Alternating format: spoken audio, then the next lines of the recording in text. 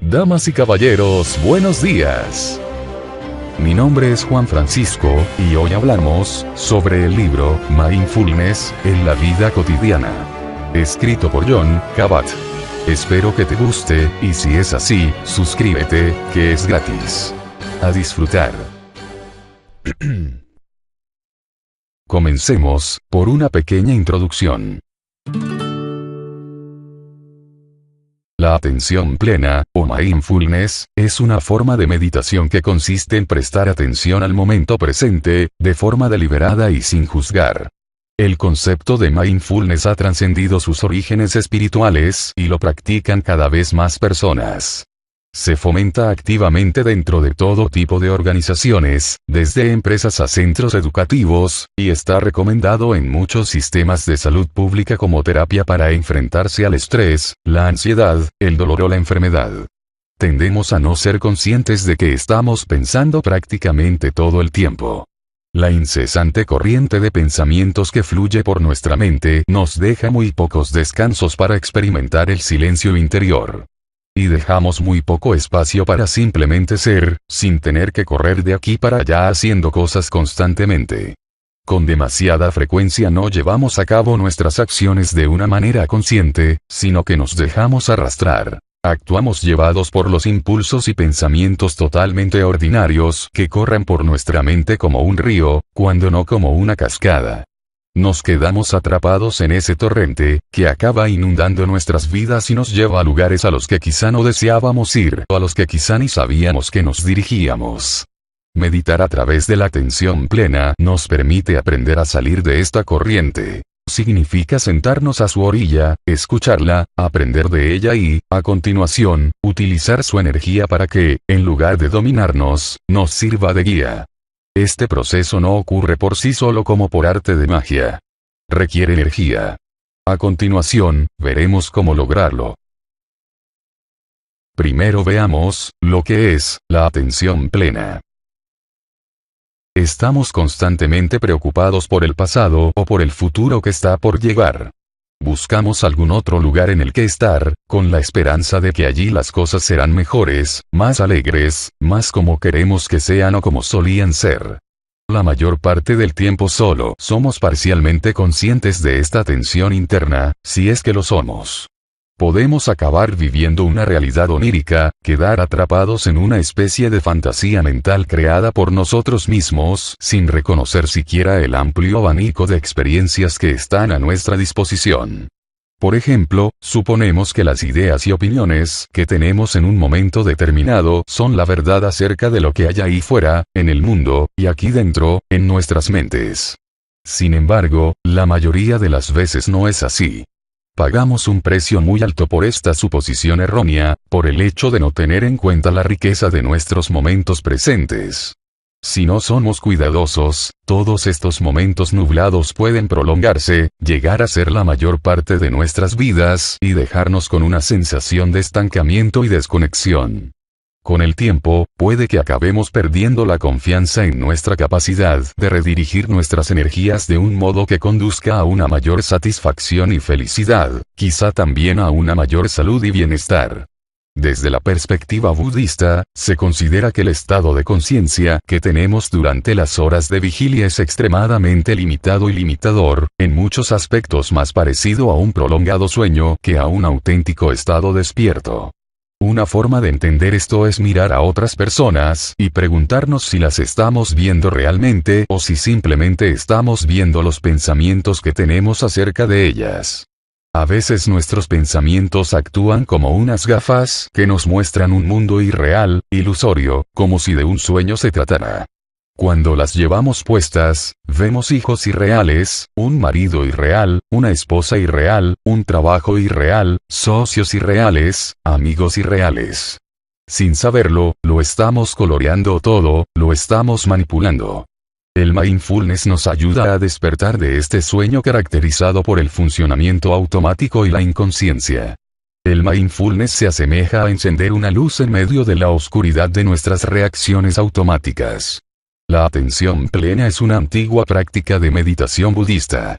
Sin embargo, no tiene nada que ver con el budismo per se, ni con hacerse budista, sino con el hecho de examinar quiénes somos y con cuestionar nuestra visión del mundo y el lugar que ocupamos en él, así como con el hecho de cultivar la capacidad de apreciar la plenitud de cada momento que estamos vivos. En la práctica, el mindfulness es una forma de meditar muy sencilla. Consiste en prestar atención consciente de una manera determinada, de forma deliberada, en el momento presente y sin juzgar. Consiste en parar y estar presentes, eso es todo. ¿Es usted capaz de hacer una parada en su vida, aunque sea siquiera un instante? ¿Podría ser ahora? Limítese a observar este momento, sin intentar cambiarlo lo más mínimo, y ya estará practicando el mindfulness. ¿Qué está ocurriendo? ¿Qué siente? ¿Qué pensamientos pasan por su mente? ¿Qué ve? ¿Qué oye? Lo más curioso de detenernos de esta forma es que, en cuanto lo hacemos, allí estamos. Las cosas se simplifican. En cierto modo, es como si muriésemos y el mundo siguiera su curso y nuestras responsabilidades y obligaciones desaparecieran. La atención plena nos despierta para que podamos darnos cuenta de que nuestras vidas solo se despliegan en el momento presente. Si durante la mayoría de esos momentos no estamos plenamente presentes, es posible no solo que nos perdamos aquello que es más valioso en nuestra vida, sino también que no nos percatemos de la riqueza y la profundidad de nuestras posibilidades de crecimiento y transformación. Es justo lo opuesto a dar la vida por sentada. El mindfulness nos permite ser conscientes de nuestros comportamientos automáticos y tener más posibilidades de tomar decisiones que alienten el equilibrio y el bienestar. Cuando hablamos de meditación es importante que sepamos que no se trata de una actividad críptica y misteriosa. Meditar no significa convertirse en una especie de zombi, narcisista, egocéntrico, holgazán o místico. Tampoco es una terapia mágica para los problemas a los que nos enfrentamos en nuestra vida o algunos trastornos psicológicos. Ni mucho menos. La meditación consiste simplemente en ser nosotros mismos y tener un cierto conocimiento de quiénes somos. Consiste en llegar a darnos cuenta de que, nos guste o no, estamos en un camino, el camino de nuestra vida. Cuando podemos permanecer centrados en nosotros mismos, aunque sea durante breves periodos de tiempo, ante las exigencias del mundo externo, sin tener que buscar en otro lugar algo que nos llene o que nos haga felices, podemos sentirnos cómodos donde quiera que nos encontremos y en paz con las cosas tal como son, momento a momento. Diferencias entre concentración y atención plena. Hay dos formas de meditación, la concentrativa y la introspectiva. En la basada en la concentración, la mente mantiene una atención consciente y estable en un soporte, ya sea un concepto, un objeto, una imagen o un mantra. En el mindfulness, por el contrario, la atención se centra en observar, contemplar y examinar lo que sucede en nuestro cuerpo, una percepción sensorial, imágenes, sonidos, olores, gustos, sensaciones, y en nuestra mente. Podríamos decir que en esta forma de meditación no adoptamos el papel de juez, sino el de científico. La concentración puede practicarse junto con el mindfulness o de forma separada. De hecho, la concentración es uno de los elementos clave de esta práctica. Sin calma, el espejo de la atención plena tendrá una superficie agitada e irregular, y no podrá reflejar las cosas con precisión. En sánscrito, la concentración recibe el nombre de samadhi, que significa concentración en un solo punto. El samadhi se desarrolla y se hace más profundo, llevando la atención consciente a la respiración una y otra vez, continuamente, siempre que ésta vagabundea. Cuando practicamos formas estrictamente concentrativas de meditación, nos abstenemos deliberadamente de realizar cualquier esfuerzo para investigar, como podría ser observar a dónde ha ido la mente cuando ha estado vagabundeando. Nuestra energía se dirige exclusivamente a la experiencia de esta inspiración que entra y de esta expiración que sale, o a cualquier otro objeto que utilicemos como soporte para la atención. Con la práctica prolongada, la mente es capaz de permanecer con la respiración o de detectar incluso el primer impulso de distraerse con otra cosa, con lo cual, puede regresar rápidamente a ella. Con la práctica intensiva de la concentración, se desarrolla una calma que tiene una cualidad extraordinariamente estable. Es firme, profunda y difícil de alterar, ocurra lo que ocurra. Cultivar el samadhi de forma regular y durante sesiones largas es un gran regalo que podemos darnos a nosotros mismos. La estabilidad y la calma que surgen con la práctica de la concentración en un solo punto constituyen la base para el cultivo de la atención plena. Sin un cierto grado de samadhi, nuestra concentración en el momento presente no será muy firme. Solo podemos investigar algo con profundidad si somos capaces de mirar de forma estable, sin dejarnos confundir por la agitación y distracciones constantes de nuestra propia mente. Cuanto más profunda sea nuestra concentración, más profundo será nuestro potencial para el mindfulness. La experiencia del samadhi profundo es muy placentera. Al prestar atención a la respiración por medio de la concentración en un solo punto, todo lo demás se desvanece, incluidos los pensamientos, las sensaciones, las emociones y el mundo externo. El samadhi se caracteriza por la absorción en una calma y en una paz inalterables. Saborear esta quietud puede resultar muy atractivo, incluso embriagador. De forma natural, uno acaba buscando la paz y la simplicidad de este estado caracterizado por la absorción y el gozo. Pero, por muy estable y satisfactoria que resulte, la práctica de la concentración es incompleta si no se la dota de mayor profundidad y se la complementa por medio del mindfulness. Por sí sola, constituye una especie de retirada del mundo. Es más similar a un trance que a un estado completamente despierto. Le falta la energía de la curiosidad, de la exploración, de la investigación, de la apertura, de la disponibilidad y del compromiso, con toda la gama de fenómenos que los seres humanos podemos experimentar. Este es el ámbito de la práctica de la atención plena, en la que la concentración en un solo punto y la capacidad de llevar la calma y la estabilidad de la mente al momento presente están al servicio de la observación profunda y de la comprensión de la interconexión de toda la gama de experiencias vitales. La concentración puede ser muy valiosa, pero también puede constituir un gran obstáculo si nos dejamos seducir por la cualidad placentera de esta experiencia interna y la consideramos un refugio que nos permite huir de la vida y de un mundo que nos resulta desagradable e insatisfactorio. Podríamos vernos tentados a evitar el caos de la vida cotidiana para refugiarnos en la calma de la quietud y la paz. Obviamente, esto no sería sino apego a la calma y, como todo apego intenso, conduce al engaño. Impide el desarrollo e interrumpe el cultivo de la sabiduría. Ahora hablemos sobre cómo centrar la atención. La mente tiene el hábito de huir del momento presente. Cuando nos fijamos en lo que está tramando nuestra mente, suele ocurrir que rápidamente volvemos a caer en la inconsciencia, volvemos a funcionar con el modo de piloto automático y nos desconectamos de lo que estamos haciendo. Estos lapsus de conciencia los suele provocar el torbellino de insatisfacción, que surge con relación a algo que estamos viendo o sintiendo en un momento determinado y que no nos gusta. A partir de ese torbellino emerge el deseo de que algo sea distinto, de que las cosas cambien. Para cultivar la atención plena quizá tenga que recordarse una y otra vez que quiere estar despierto y consciente. Por todo lo anterior resulta muy útil tener un soporte en el que centrarse, un ancla que nos mantenga amarrados en el momento presente y que nos ayude a regresar cuando la mente empiece a vagabundear. Hemos visto que la respiración es un soporte excelente, porque es la corriente que conecta cuerpo y mente. Simplemente conecte con la sensación de respirar. Sienta el aire entrar en su cuerpo y luego salir del cuerpo. Eso es todo. Esto no significa respirar profundamente o forzarse, ni tampoco intentar sentir algo especial o preguntarse si se está haciendo bien. Simplemente regrese una y otra vez a la respiración cuando la mente vagabundee, hilando momentos de atención plena. Podemos aprender a utilizar la meditación basada en la concentración para ayudarnos a volver al momento presente. A medida que nos vamos haciendo con el proceso, lo primero que vemos es que la inconsciencia está por todas partes. Un sinfín de cosas interfiere, nos arrastra, nos impide concentrarnos. Vemos que con los años la mente se ha ido abarrotando, como un desván, de bolsas viejas y de trastos.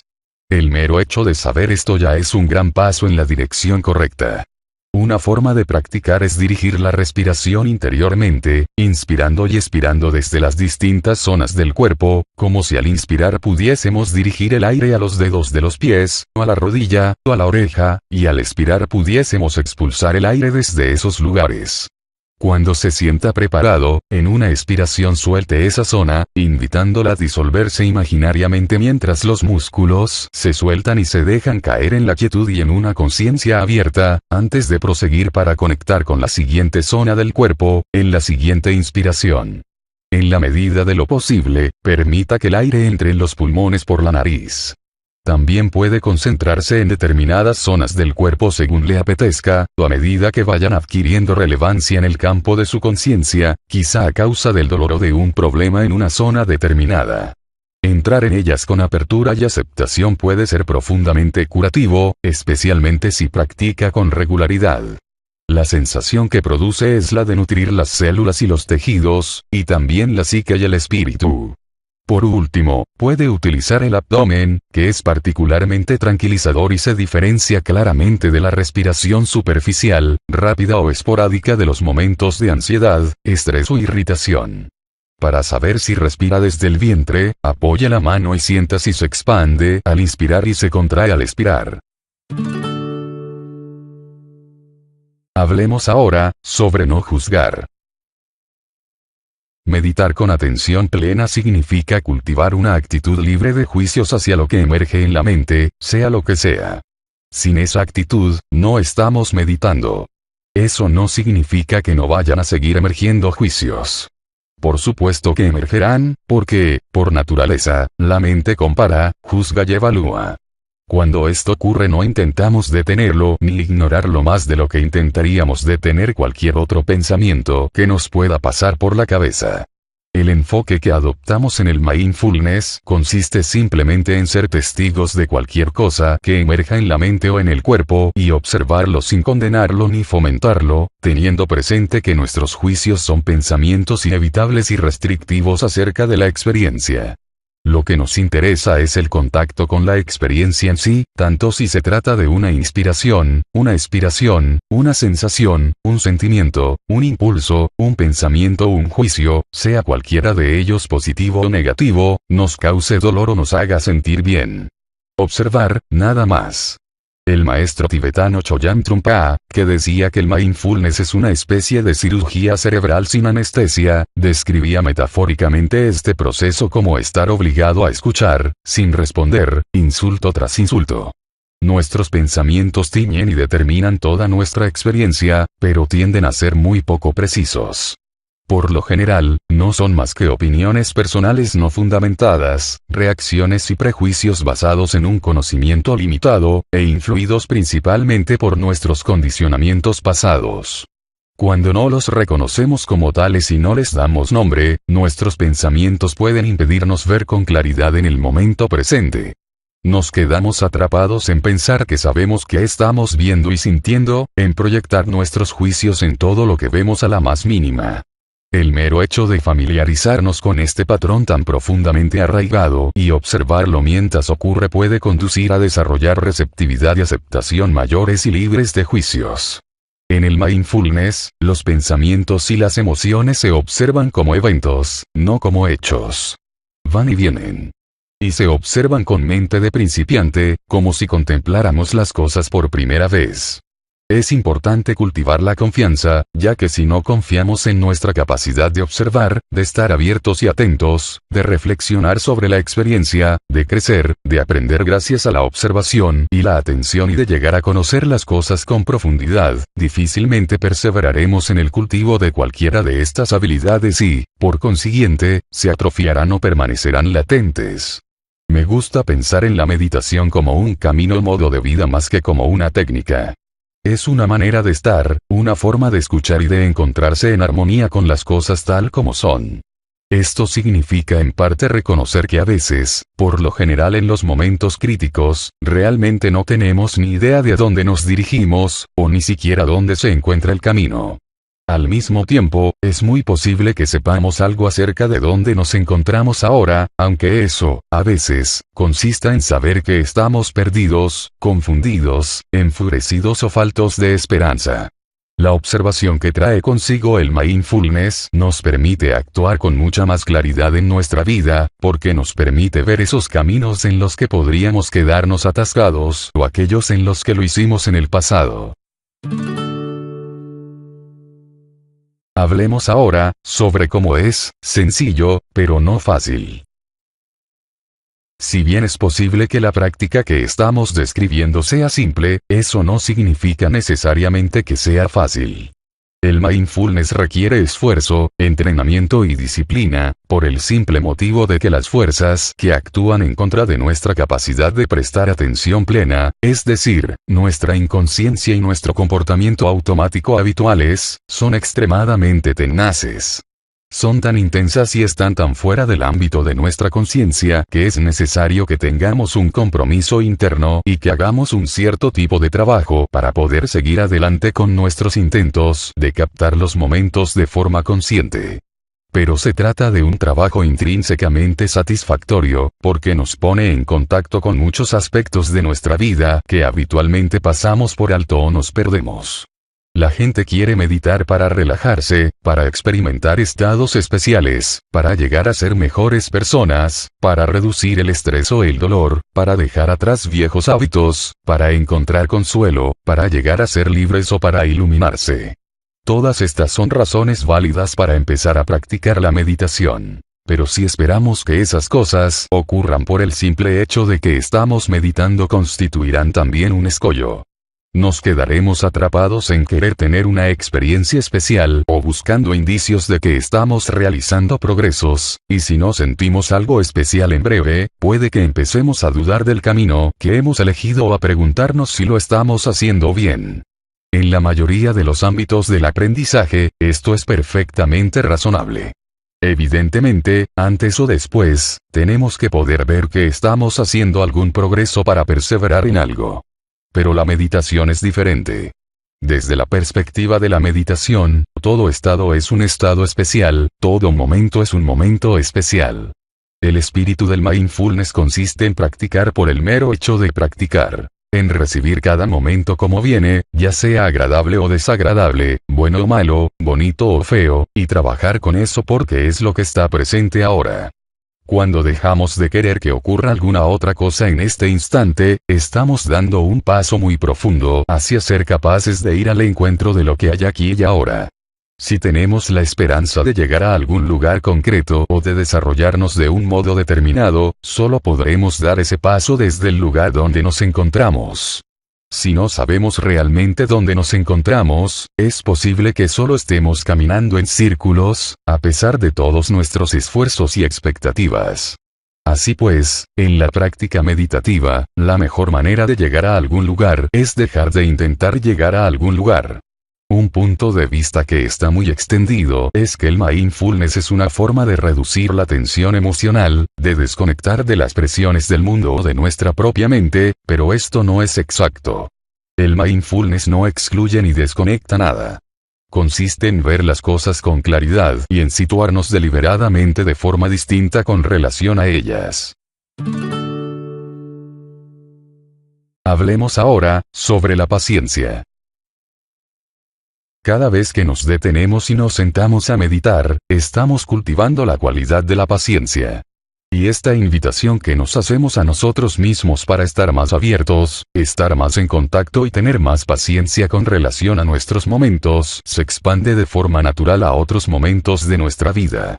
Considero que la paciencia es una de las actitudes éticas fundamentales. Si cultivamos la paciencia, prácticamente no podremos evitar cultivar la atención plena, y nuestra meditación se irá haciendo cada vez más rica y madura.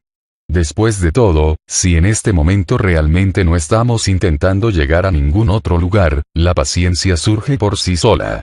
Constituye un recordatorio de que las cosas se despliegan a su propio ritmo. No podemos meter prisa a las estaciones. La primavera llega, y la hierba crece por sí sola. Tener prisa nos suele ayudar, y puede generar muchísimo sufrimiento, a veces a nosotros mismos y a veces a las personas que tienen que estar cerca de nosotros. La paciencia es una alternativa siempre presente ante la agitación y la impaciencia endémicas de la mente. Si rascamos un poco en la superficie de la impaciencia, lo que encontraremos debajo, ya sea sutil o no tan sutilmente, es enfado, la intensa energía de no querer que las cosas sean como son y de culpar a alguien, a nosotros mismos o a algo de ello. Esto no significa que no podamos ir deprisa cuando tengamos que hacerlo. Podemos incluso ir deprisa con paciencia, con atención plena y moviéndonos rápidamente, porque hemos elegido hacerlo. Hablemos ahora sobre el mindfulness y la autoestima. La exploración basada en la atención plena puede contrarrestar la falta de autoestima, por el simple motivo de que la baja autoestima es, en definitiva, un error de cálculo, una percepción errónea de la realidad. Nuestros problemas de autoestima proceden en gran parte de nuestro pensamiento, que está teñido por las experiencias del pasado. Solo vemos nuestros defectos, y les damos una importancia desproporcionada. Establecemos con demasiada frecuencia un monólogo interno donde la charla con nosotros mismos es negativa. Al mismo tiempo, damos por sentadas todas nuestras buenas cualidades o no llegamos siquiera a reconocerlas. También ocurre que nos quedamos atascados en las con frecuencia profundas y todavía abiertas heridas de la infancia y nos olvidamos o nunca descubrimos que también tenemos cualidades increíblemente valiosas. Las heridas son importantes, pero también lo son nuestra bondad interior, nuestro cariño, nuestra amabilidad hacia los demás, la sabiduría de nuestro cuerpo y nuestra capacidad para pensar, para saber qué es qué. Y sabemos muy bien qué es qué, mucho más de lo que nos permitimos. Sin embargo, en lugar de ver las cosas de una manera equilibrada, solemos persistir en el hábito de proyectar en los demás que ellos están bien y nosotros no.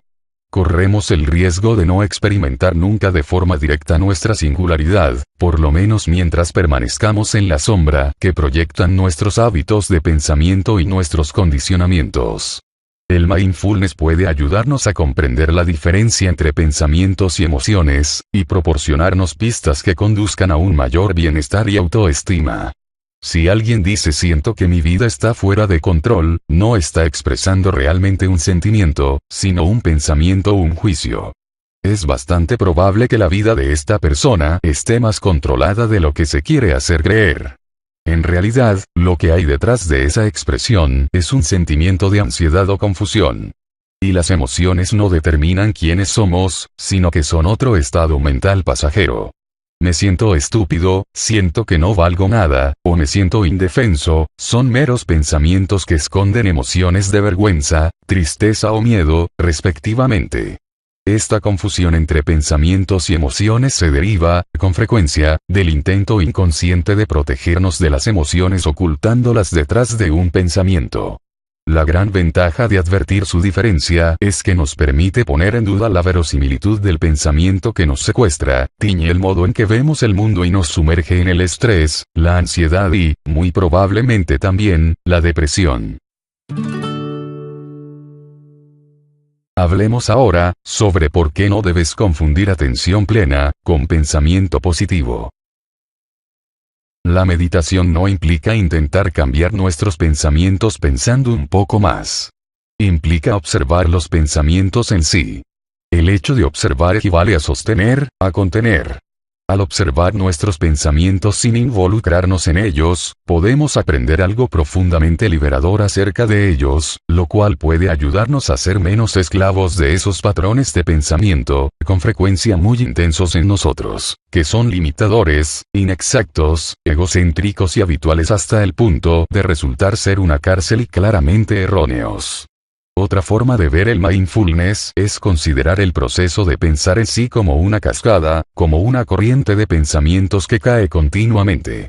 Al cultivar la atención plena, nos situamos más allá o detrás de nuestros pensamientos, de forma muy similar a cuando encontramos una cueva o un entrante en la roca detrás de una cascada desde donde podemos mirar. Seguimos viendo y escuchando el agua, pero estamos fuera del torrente. Al practicar de este modo, nuestros patrones de pensamiento cambian por sí mismos de un modo que favorece la integración, la comprensión y la compasión en nuestra vida, pero no porque estemos intentando cambiarlos sustituyendo un pensamiento por otro que creemos que es más puro. El cambio se debe, más bien, a la comprensión de la naturaleza de nuestros pensamientos en cuanto que pensamientos y de nuestra forma de relacionarnos con ellos, con lo cual pueden estar más a nuestro servicio y no a la inversa.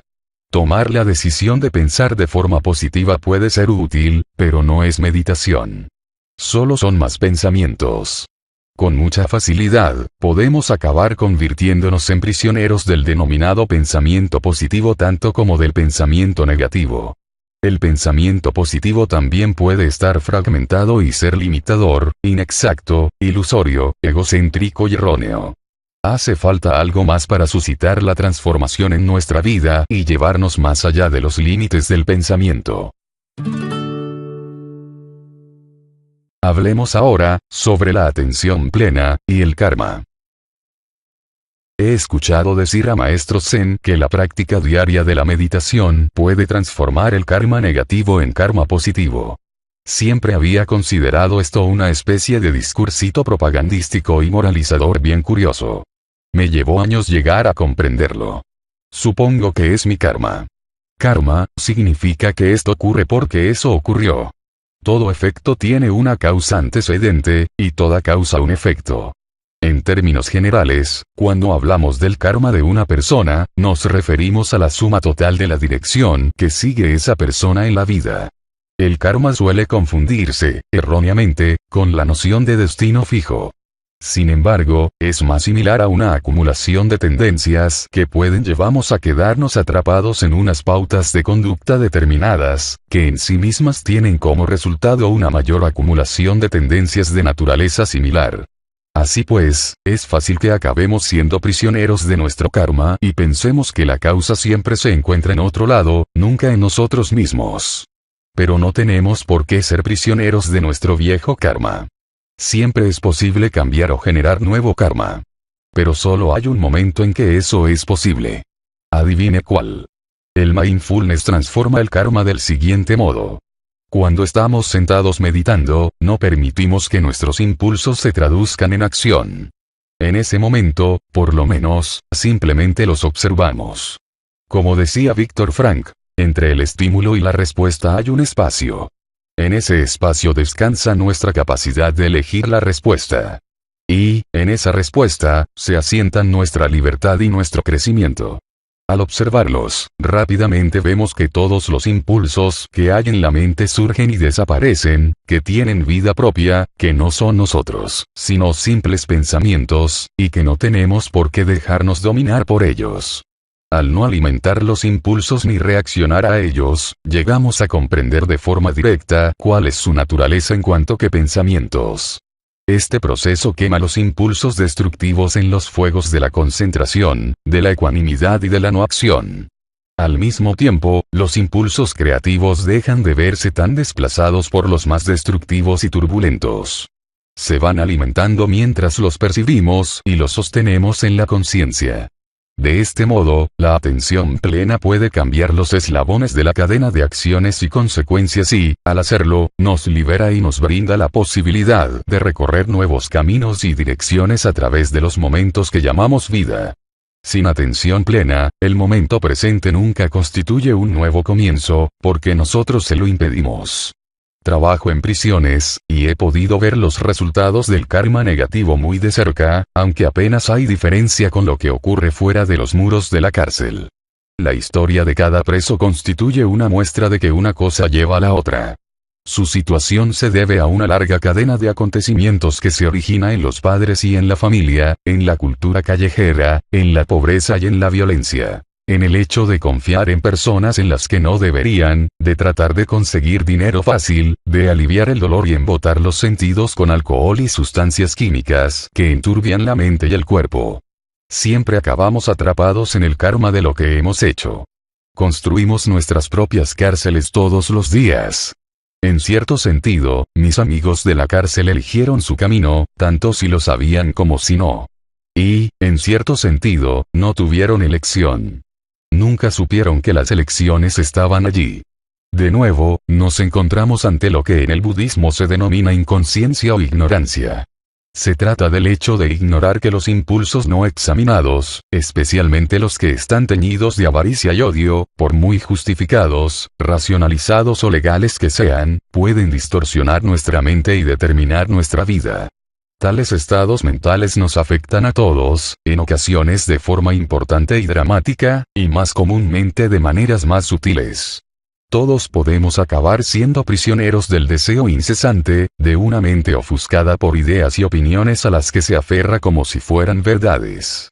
Cuando detenemos nuestra actividad externa durante un tiempo y practicamos el hecho de permanecer quietos y en calma, aquí mismo y en este momento, con la decisión de sentarnos a meditar, ya estamos interrumpiendo el flujo del viejo karma y creando un karma completamente nuevo y más sano. Aquí es donde se encuentra el origen del cambio, el punto de inflexión de toda una vida. Si no tenemos atención plena o ecuanimidad o compasión ahora, que es el único momento del que disponemos para estar en contacto con ellas y cultivarlas en nosotros mismos, ¿qué probabilidades hay de que aparezcan, por arte de magia, más tarde, en situaciones de estrés o en que nos sintamos coaccionados? Hablemos ahora, sobre el mindfulness, en la práctica. ¿Cuánto tiempo es preciso meditar? Intenta dedicar un tiempo todos los días a simplemente ser. 5 minutos estaría bien, o 10, o 20, o 30 si se atreve. Siéntese y observe cómo se van desplegando los instantes, sin ningún otro propósito que el de estar plenamente presente. La meditación tiene que ver poco con el tiempo del reloj. 5 minutos de práctica formal pueden ser tan profundos o más que 45. La sinceridad del esfuerzo es mucho más importante que el tiempo transcurrido, pues en realidad estamos hablando de salir de los minutos y horas para entrar en momentos, que en definitiva carecen de dimensiones y, por lo tanto, son infinitos. Así pues, si tenemos una cierta motivación para practicar, aunque sea un poco, eso es lo importante. Meditar, sentado. Es importante señalar que no existe ninguna postura ideal o recomendada para meditar. Pero meditar estando sentado es bastante habitual, así que vamos a proporcionar algunas recomendaciones. Una vez estamos sentados, hay muchas maneras de relacionarse con el momento presente. Todas ellas implican prestar atención de forma deliberada y sin juzgar. Lo que varía es a qué prestamos atención y cómo. Lo mejor es optar por lo sencillo y empezar percibiendo el aire entrar y salir. A la larga, podemos ampliar la conciencia para observar todas las idas y venidas y todos los virajes y maquinaciones de nuestros pensamientos y sentimientos, de nuestras percepciones y nuestros impulsos, de nuestro cuerpo y nuestra mente. No obstante, puede que transcurra un cierto tiempo hasta que la concentración y la atención plena lleguen a ser lo suficientemente estables como para sostener una variedad tan amplia de objetos en la conciencia sin perderse en ellos o apegarse a algunos de ellos, o sin verse abrumada. Para la mayoría de nosotros, esto requerirá años, y dependerá en gran medida de nuestra motivación y la intensidad de nuestra práctica. Así pues, al comienzo, lo más recomendable es simplemente permanecer con la respiración o utilizarla como un ancla que nos ayude a regresar cuando nos dejemos arrastrar. Inténtelo unos años y observe qué ocurre. La postura encarna el hecho de adoptar una posición, ya no solo físicamente sino también internamente, en el sentido de adoptar una actitud. Cuando nos sentamos a meditar, la postura nos habla. Si nos hundimos, refleja que la energía es baja, que estamos pasivos y que hay una ausencia de claridad.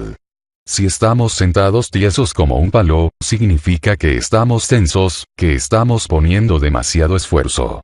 Cuando en los cursos, talleres y retiros de meditación que doy, utilizo la palabra dignidad, todos los presentes modifican su postura para sentarse más erguidos. Pero no se ponen rígidos. Las caras se relajan, los hombros caen, la cabeza, el cuello y la espalda se alinean fácilmente. La columna surge de la pelvis con energía. A veces la gente tiende a sentarse más adelante, a separarse del respaldo de la silla, de manera más autónoma. De forma instantánea, todo el mundo parece conocer esa sensación interna de dignidad y sabe cómo encarnarla. En la práctica meditativa, lo mejor es reconocer y respetar la propia experiencia directa y no preocupamos demasiado sobre si esto es lo que tendríamos que estar haciendo, sintiendo, viendo o pensando, o si es lo correcto según una autoridad externa, un gurú o un libro de texto. ¿Por qué no confiar en nuestra experiencia en este momento del mismo modo que confiamos en que nuestro pie encontrará una forma de mantenernos en equilibrio mientras nos desplazamos sobre las rocas? Meditar, andando. No hay una forma correcta de meditar. En entornos monásticos tradicionales, las sesiones de meditación sentada se intercalan con sesiones andando. Son la misma práctica. Andar es tan bueno como sentarse. Lo importante es cómo está nuestra mente. En la meditación andando formal, prestamos atención al hecho de andar en sí. Podemos centrarnos en la pisada en general, o bien en segmentos aislados del movimiento, como cambiar el peso, mover el pie, colocarlo, o bien en todo el cuerpo que se mueve. También podemos asociar la conciencia de andar con la conciencia de respirar. Cuando practicamos la meditación andando, no andamos para llegar a ningún lugar. Simplemente solemos ir y venir por un trecho de camino, o dar vueltas en círculo. El hecho de no tener que ir a ningún lugar, hace que, literalmente, nos resulte más fácil estar donde estamos. ¿Qué sentido tiene intentar estar en algún otro lugar del recorrido cuando en realidad todo es lo mismo? El desafío es este. ¿Podemos estar plenamente presentes en este paso concreto? Podemos practicar la meditación andando a cualquier ritmo y, al igual que en la meditación sentada, emergerán cosas que desviarán nuestra atención de la experiencia desnuda de andar. Trabajamos con esos pensamientos, percepciones, sentimientos, impulsos, recuerdos y expectativas que surgen durante la meditación del mismo modo que lo hacemos durante la meditación sentada. Al fin y al cabo, andar es quietud en movimiento, atención plena que fluye.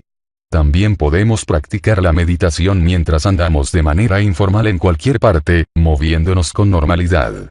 La práctica informal consiste en recordar que estamos presentes en nuestro cuerpo.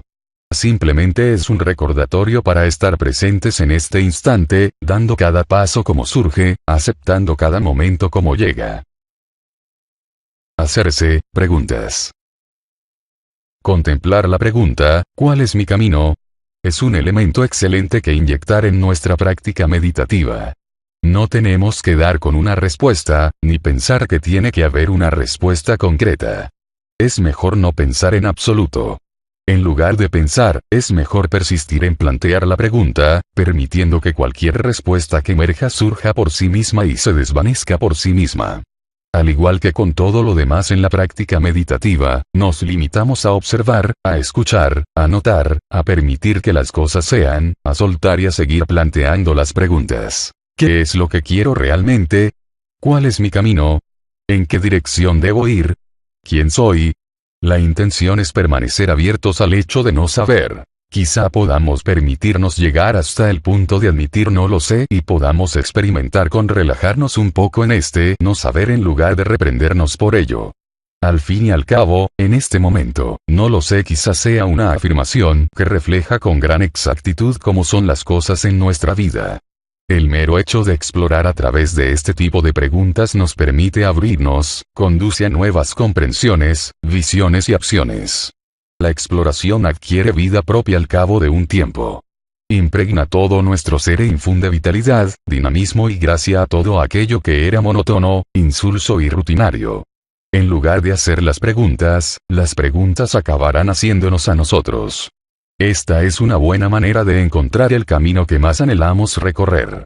Si empezamos a reflexionar sobre tales preguntas a los 20 años, es posible que al llegar a los 35, los 40, los 50 o los 60 la investigación misma nos haya conducido a lugares a los que no habríamos ido si simplemente hubiésemos seguido las convenciones dominantes, las expectativas de otras personas o nuestras creencias autolimitantes. Evidentemente, el lugar por donde empezar es precisamente aquí. ¿Y el mejor momento? ¿Qué tal ahora? Investigar significa hacer preguntas, una y otra vez. Tenemos el coraje de mirar algo, sea lo que sea, y preguntarnos, ¿qué es esto? ¿Qué está ocurriendo? Esto implica mirar con profundidad durante un largo periodo, haciéndonos preguntas y más preguntas. ¿Qué es esto? ¿Qué es lo que anda mal? ¿Cuál es el origen del problema? ¿Cuál es la prueba de ello? ¿Cuáles son las conexiones? ¿Cuál podría ser una buena solución? Preguntas, preguntas y más preguntas, continuamente. Investigar no consiste en pensar en respuestas, aunque el hecho de plantearnos preguntas dará lugar a muchos pensamientos que parecerán respuestas.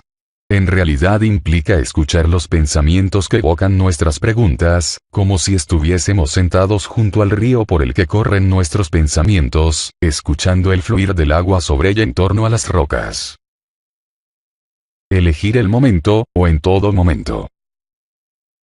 Aunque resulte tentador, no podemos limitarnos a pensar que comprendemos cómo permanecer con atención plena y esperar a utilizarla solo en los momentos de gran dificultad. Estos momentos tienen tanta intensidad que nos abrumarán al instante, llevándose por delante todas nuestras ideas románticas acerca de la ecuanimidad.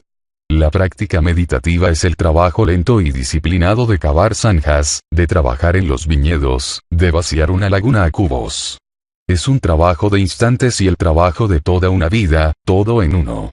Al ver de esta forma la atención plena, nos recordamos a nosotros mismos que las cosas están siempre cambiando, que las cosas buenas y malas vienen y van, y que es posible encarnar una perspectiva de constancia, sabiduría y paz interior ante cualquier condición que se presente.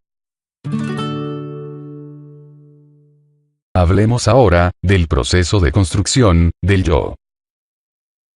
La práctica del mindfulness y lo que tratamos de conseguir con ella no se comprendería del todo sin un concepto algo abstracto, pero esencial. El proceso de construcción del yo. Yo, mi y mío son productos de nuestro pensamiento. Tenemos la inevitable e incorregible tendencia a construir un yo, un mí y un mío a partir de prácticamente todo y de todas las situaciones, y a funcionar en el mundo a partir de esa perspectiva limitada que, en gran parte, no es otra cosa que fantasía y defensa. Apenas transcurre un instante sin que esto no suceda y forma parte de nuestro mundo de tal manera que pasa completamente inadvertido. Si observamos este proceso de construcción continua del yo con una atención prolongada y un espíritu de investigación, veremos que lo que llamamos yo es en realidad una elaboración de nuestra propia mente, una elaboración que, además, no es permanente. Si buscamos con profundidad un yo estable e indivisible, un yo fundamental subyacente a nuestra experiencia, lo más probable es que no encontremos nada aparte de pensamientos. Podríamos decir que somos nuestro nombre, pero esto no es exactamente así. Nuestro nombre no es más que una etiqueta. Lo mismo ocurre con la edad, con el sexo, con nuestras opiniones, con nuestra infancia, etc. Nada de todo esto es fundamentalmente lo que somos. Si nos preguntamos, ¿quién es el yo que está preguntando quién soy? Llegamos a la conclusión de que no lo sabemos. El yo aparece simplemente como una elaboración que es conocida por medio de sus atributos. Sin embargo, ninguno de estos atributos, ya sea tomado de forma individual o junto con los demás, constituye realmente la totalidad de la persona. Además, la elaboración del yo tiene tendencia a disolverse y a volverse a construir continuamente, prácticamente momento a momento. También tiene tendencia a sentirse menoscabada, pequeña, insegura e inestable, principalmente porque su existencia carece de una base sólida. Esto no hace sino exacerbar la tiranía y el sufrimiento que van asociados a la inconsciencia de lo muy atrapados que estamos en el yo, mí y mío. Además, existe el problema de las fuerzas externas. El yo tiende a sentirse bien cuando las circunstancias externas refuerzan su creencia en su propia bondad y mal cuando se tropieza con la crítica, las dificultades y lo que percibe como obstáculos y derrotas. Esto puede explicar la baja autoestima que tienen muchas personas. Como no estamos familiarizados con este aspecto elaborado de nuestro proceso de identidad, nos resulta fácil perder el equilibrio y sentirnos vulnerables y carentes de importancia si no nos sentimos reforzados y apoyados en nuestra necesidad de aprobación o de sabernos importantes.